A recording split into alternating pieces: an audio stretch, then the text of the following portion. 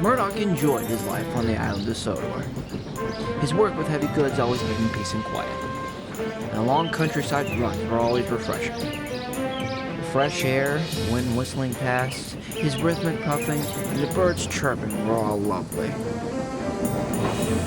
Gordon and James didn't understand what made it peaceful. But Henry did.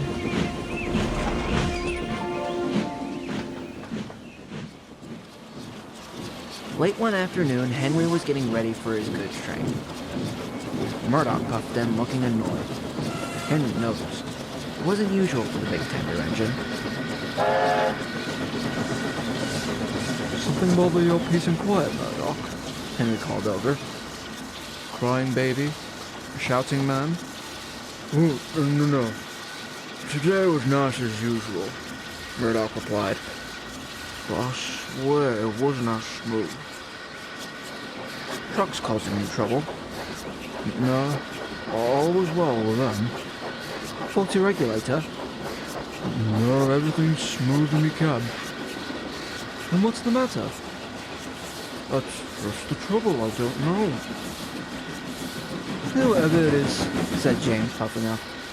you're a big boy, Murdoch. Otherwise, who else will pull the goods? Not you, I hope, muttered Henry, I'm sure it'll pass on by tomorrow. stated James. I hope so. Said Murdoch, and he puffed on.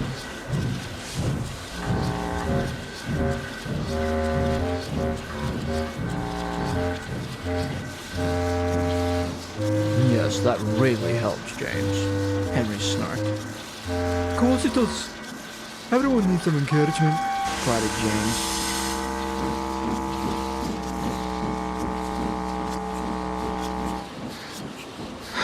You don't understand.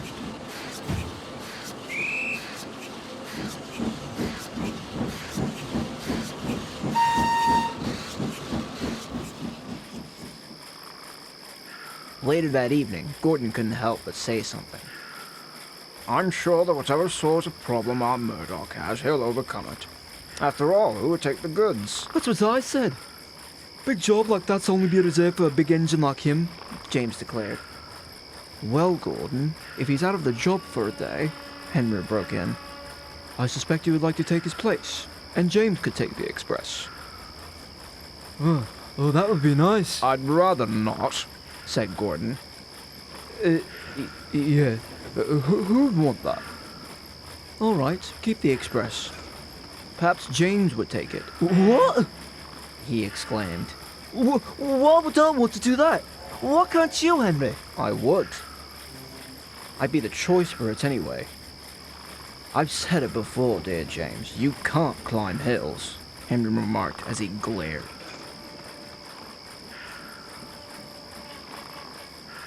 Then again, this is all in theory. Thinking of Murdoch could be out of the job. That's quite a hollow theory, Henry. James commented. And you would know, Henry replied.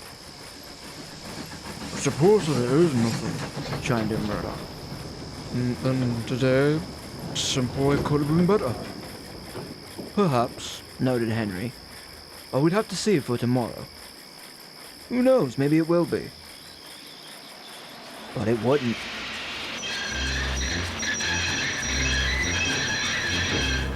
When Murdoch and his train started the next day, the problem didn't go away. He still felt something rocking on him.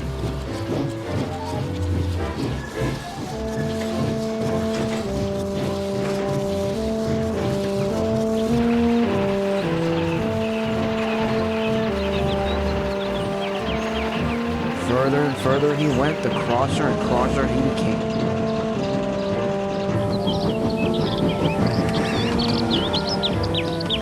He couldn't even focus on the scenery because the rocking, though subtle, was still noticeable to Murdoch.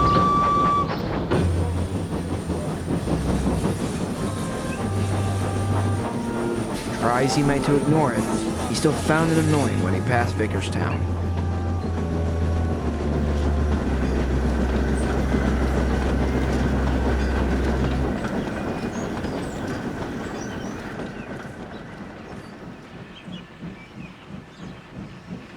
On his way back to the sheds, he said to himself, Why do I still feel I've already taken my train? What if it's me? What if I'm the problem? No, nobody can know. I just have to keep working.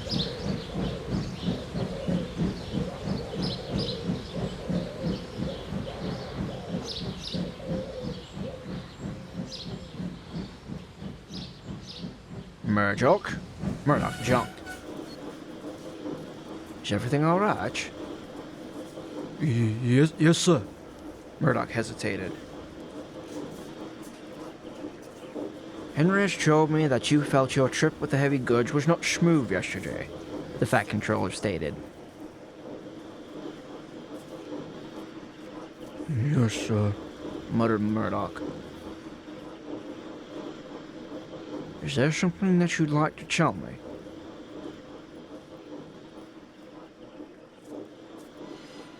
No, sir.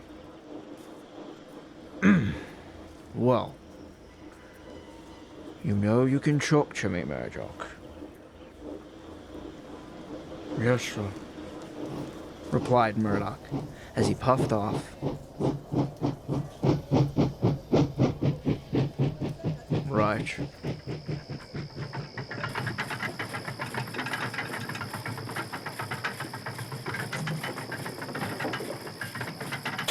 When Murdoch arrived back at the sheds, Henry was waiting to talk with him. Evening, Murdoch. Did the Fat Controller talk to you?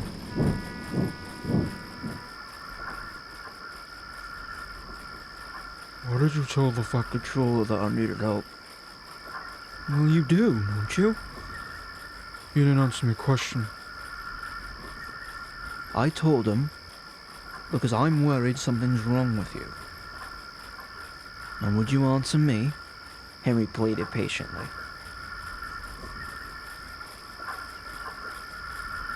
No, I don't need help. He answered, trying not to raise his voice. Whatever's wrong with me, I'd tell the Fat Controller. Well, apparently you haven't. Henry, broke in Gordon. What is the matter with you? Murdoch's quite right. If there was something wrong, he'd tell the Fat Controller. It's like we said last night. This is just insincere. Added James. Shut up. What makes you think that's any problem he has he can't fix himself? And if there was something wrong with him, who'd pull the goods? Shut up! Shut up!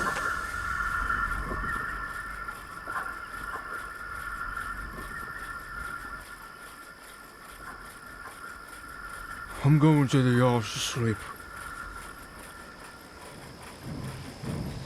With that, Murdoch puffed out of the sheds.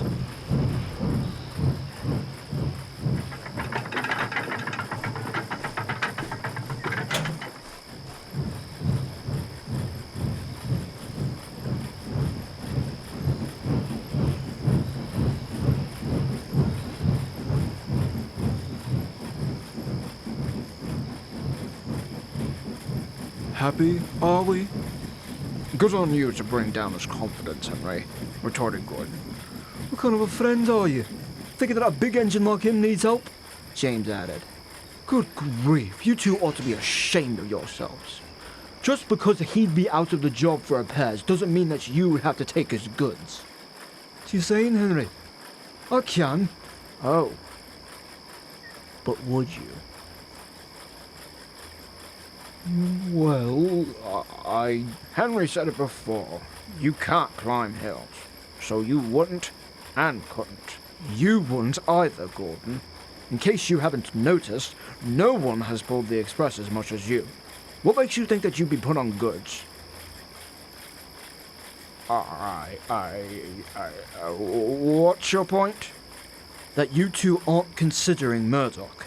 How selfish do you have to be to think your jobs are in jeopardy when there's only one problem with Murdoch? The engines didn't answer. They felt they shouldn't.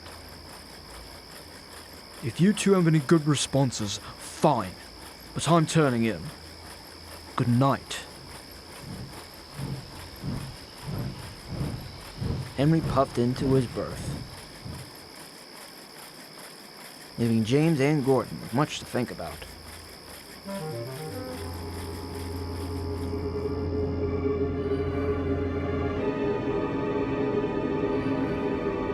The night grew cold. The cold came low to the rails. The rails began to freeze over, and the frozen rails stayed cold through the night.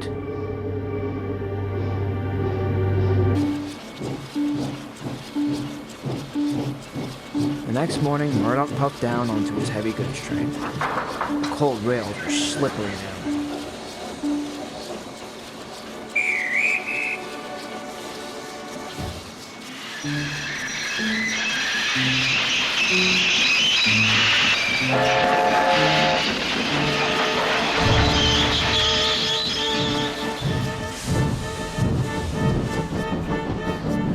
In any case, there was a larger issue for Murdoch. The rocking is so noticeable now. He said to himself.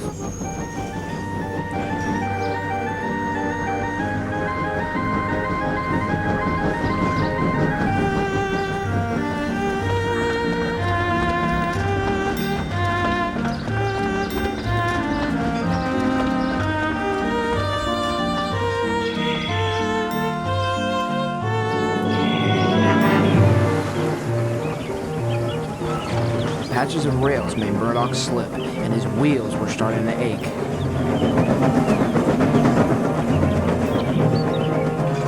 To make things worse, Gordon's Hill was approaching. Murdoch knew he had to get a good head start. His boiler bubbled, his pistons pumped, and he accelerated down the line. But because of the elevation, the rails had become especially slippery.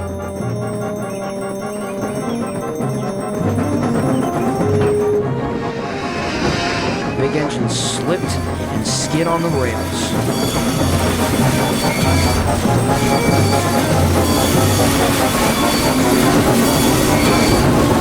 Before he eventually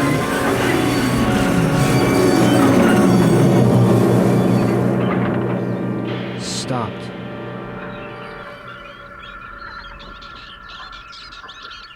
Murdoch felt awful.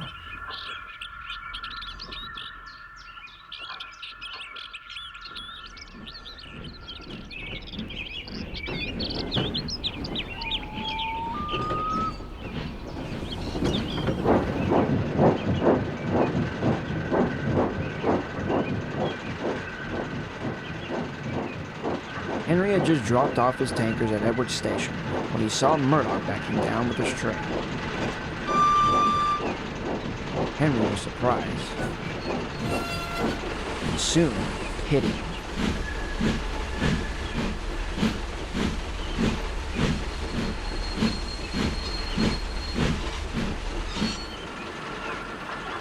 Murdoch looked over with his glum expression. I've got me rocking. The rails are slippery, and I need to get a good run before the hill. What will the fucking controller think? Henry thought for a moment, and then got an idea.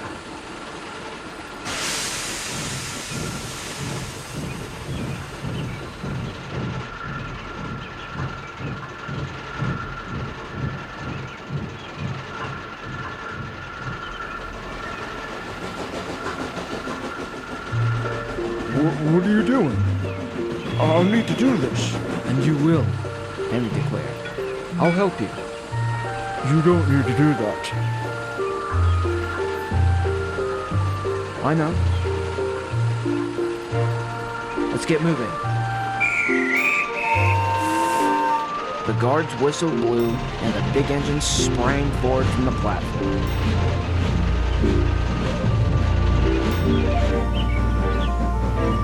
Murdoch was embarrassed by the rocking. Henry felt it, but paid no mind. Gordon's Hill came around the bend. The two surged forward with their might.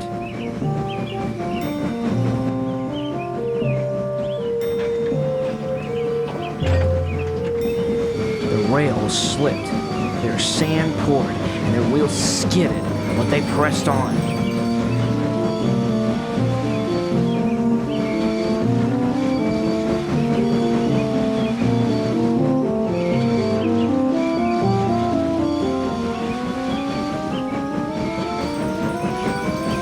Finally, with one last push, Henry and Murdoch made it to the top.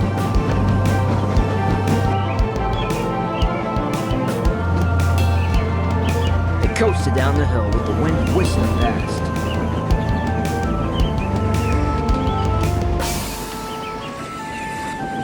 Murdoch held back his delight under his relief. Thank you, Henry, for your help. It's no problem at all, he smiled. Now about yours. I'll drop you off the works for you to be mended. Hey? But what about my train? I'll take it the rest of the way. You need a break right now, he said to him. Oh, the fat controller said. Murdoch said to himself.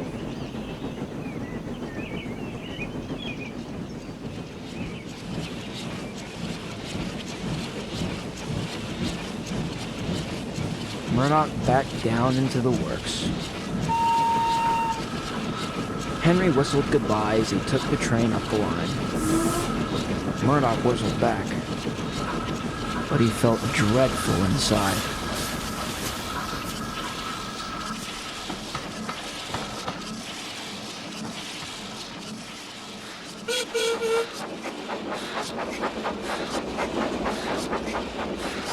A little while later, Murdoch saw the works manager walking up, and with him was the Fat Controller. Murdoch prepared for the worst. Well, sir, I wouldn't say that this is a large problem. However, a large flat spot could become dangerous. You know that, of course. Indeed, replied the Fat Controller. Murdoch noticed that the Fat Controller didn't sound cross, but more disappointed. Then, in a gentle tone, "Why didn't you tell me, Murdoch?" Murdoch hesitated. I didn't think it'd become a problem. You didn't think it'd become a problem? Or did you not want it to become a problem?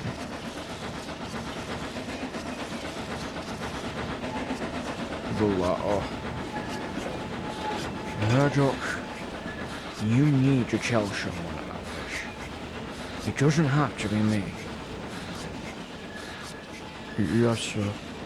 Sorry, sir. That's all right. And after some thought, it has been quite chilly. Have your wheels slipped in the past few days? Murdoch thought about it. Besides today, I did have a wheel slip at the harbour. I slipped for a good 5 minutes before I could get the train out. That would do it, conveyed the manager. I hope you trust yourself and others to help you in the future, Murdoch. It's nothing to be ashamed of, the Fat Controller voiced. Thank you, sir. Said Murdoch. He felt a weight lift off his boiler.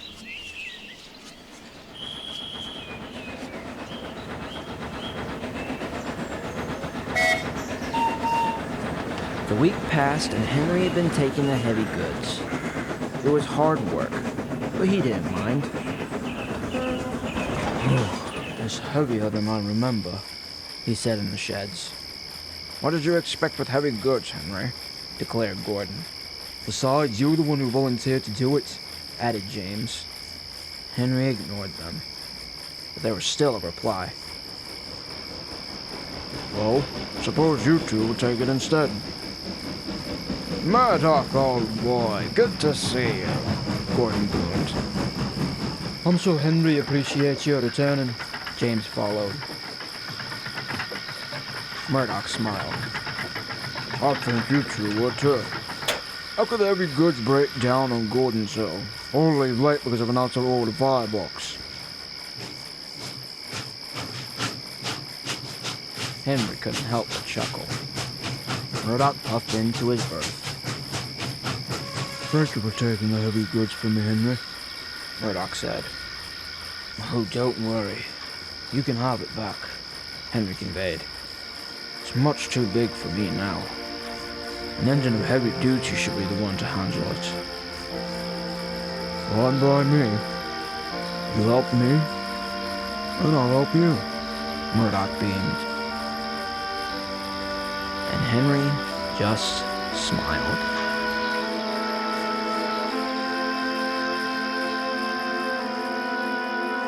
Say, Murdoch,